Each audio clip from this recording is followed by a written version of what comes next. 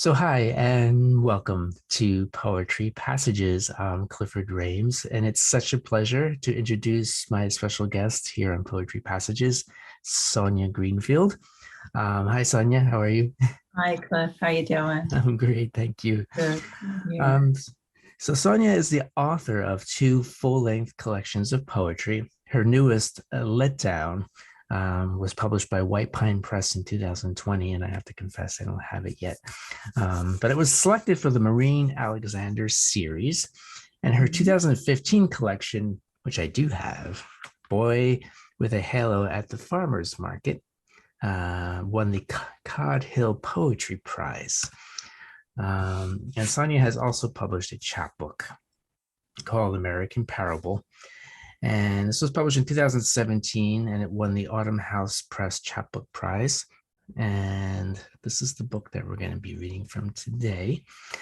It was a poem in American Parable that actually led me to Sonia and led me to ask her to come on and read it for us today. It's called No More. And so thank you, Sonia, for saying yes to my Sure. question and for coming on the program. So before we get to the poem, is there anything else you want to add about yourself? Tell us a little bit about you. Well, I live in Minneapolis, Minneapolis. and I'm dealing with the constant hot weather and no rain, Yeah. which is not very enjoyable. Um, I have a chapbook coming out in January of Mm, 2022 that gives voice to all the female characters in the Odyssey. So there's a poem from wow. each of their perspectives. Um, it's a bit salty, you know. I'm trying to let my feminist flag fly. Say that fast five Yeah, I love times. it. Um, and then I have another full length collection coming out in December of 2022 of this year rather. Oh, So this year, yeah. really, I have like two books coming out, Oh, one right excellent. after the other, which will be an interesting thing, and that's called All Possible Histories, and that's Wonderful. coming out with Riot in Your Throat. And the chapbook, which is called Helen of Troy, is high as fuck. That's coming out with Harbor Editions, and feel free to bleep me as necessary for I your. think I think our viewers can take it. Well, and getting down to business, I mean, I literally gasped when I first read No More. I remember it was kind of making the rounds on social media in the days after the Supreme Court ruling on Roe versus Wade, and I kept going back to the poem and I kept rereading it, and each time it would just punch me in the gut. And so I thought about, well, I have to read this on Poetry Passages. And then I thought, Sonia has to read this. She has to do it herself. So, I'm happy to be so I here. really wanted to hear it in your voice. And I'm so thankful for you for coming on today. And I should probably warn folks in advance that this poem is not a butterflies in the meadow kind of poem. It's got teeth, it's got guts, it's got outrage, and that's what makes it so wonderful. Um, and it's an essential poem of the moment, I think. A sort of protest song that so perfectly captures the angst that so many of us are feeling right now. And so you published this poem in 2018, but you wrote it when? I wrote it not long after the 2016 2016. presidential election. But I Okay. think one of the things that you will find is that a lot of women after that election became future tellers, Mm, fortune tellers. I mean, I think fortune we teller. all saw um, the future after that election, and a lot of people tell us, stop, you're being hysterical, right? But I think we saw the writing on the wall. We knew Yeah. what was coming. Yeah. Yeah. How do you feel about it now after these 4 years since it's been published? It's, Well, I don't feel happy that I knew what was coming. I would have liked to have been wrong. Um, I feel angry. I think there are a lot of people right now that are just boiling with Yeah. rage, and feeling disenfranchised. To be honest, I Yeah. feel like we live in a country right now where we're a bit under the thumb of the minority, Hmm. and that's outrageous Yeah. in my mind. Well, I mean, I had the same thoughts when I had read it, and I thought, I mean, this captures so perfectly that the zeitgeist of the moment, right? This angst that we're all living in, the outrage that we're living with, and so yeah. So would you just like to go ahead and read it, and then we can talk about it some more? Sure, Yeah. absolutely. It is called No More. Okay. There weren't many shamans left to carry on the antique practice, so they had to teach us how to sterilize them, how to use them as instruments. But then they began to disappear, some effort by the machine to dismantle our network, a halting production of wire hangers. And cloth-covered ones wouldn't work, and molded plastic ones wouldn't work. We did not use back alleys, as they said, but spot-lit living rooms with plastic-covered sofas draped in sterilized linens, our hands covered with contraband nitrile gloves. When supplies and practitioners became scarce, surplus stores along Main Street sold newborns to any white women clutching crosses and checkbooks. Wow. That last line. Whew. What's so totally absurd is that this is where we are in 2022, and this is not last century stuff, and it's terrifying. Yeah, as you said.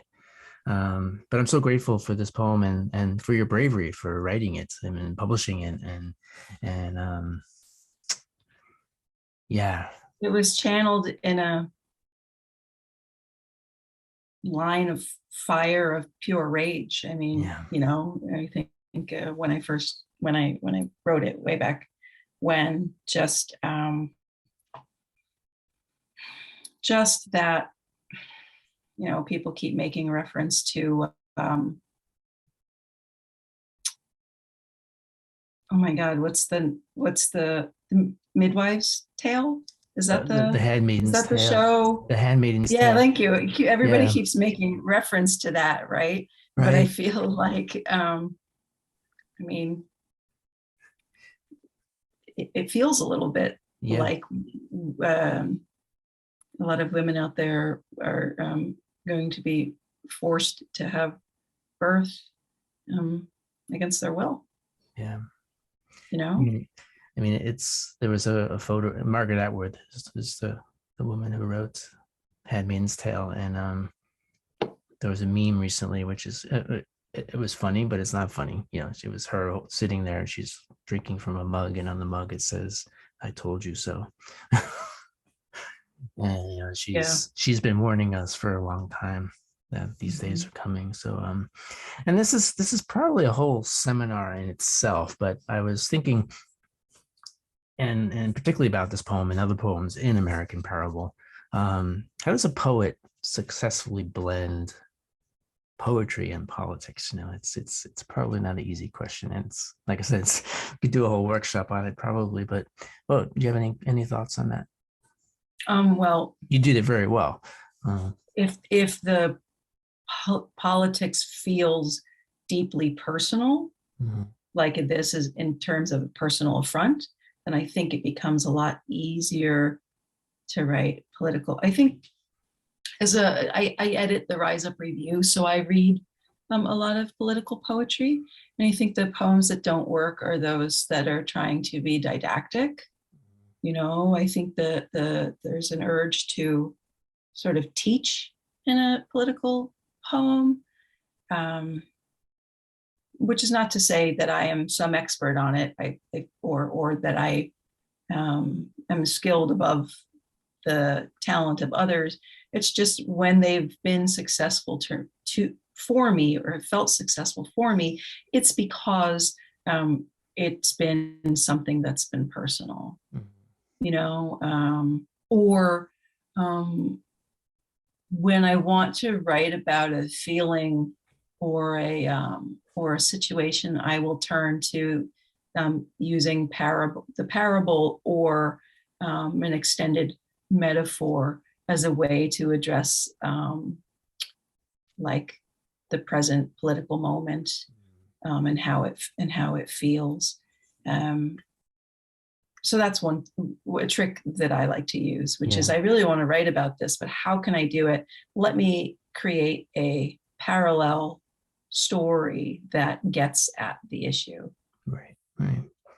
And are you still writing poems in response to current events these days?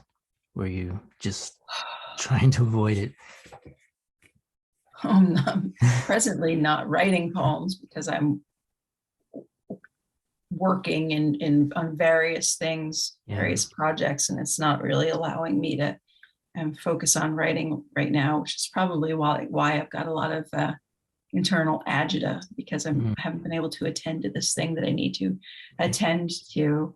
But I mean, they always come up, the political Yeah. poems, and I mean, you know, like the deeply personal poems will have a thread of politics stitched through them, and the political poems will have several threads of the personal stitched through Right. them. I think when you try to separate them, that's when things get a little messier. Yeah. Well, I definitely recommend American Parable to everyone. On the back cover, David Daniels writes that the book offers a roadmap for making sense of our how harrowing times, and I find that to be so true. I mean, every poem in here is in somehow um, prophetic. So great job, and and I Thank you so look much. forward to your new books, and I hope you'll come on the show There's definitely some politics in them for sure. in the You new know, ones. Yeah, yeah, yeah. Well, hard to avoid. hopefully you'll come back on when your new books are out, and we can do some more.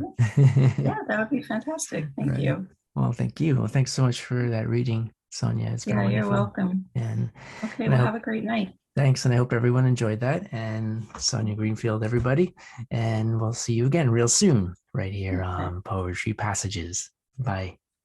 bye.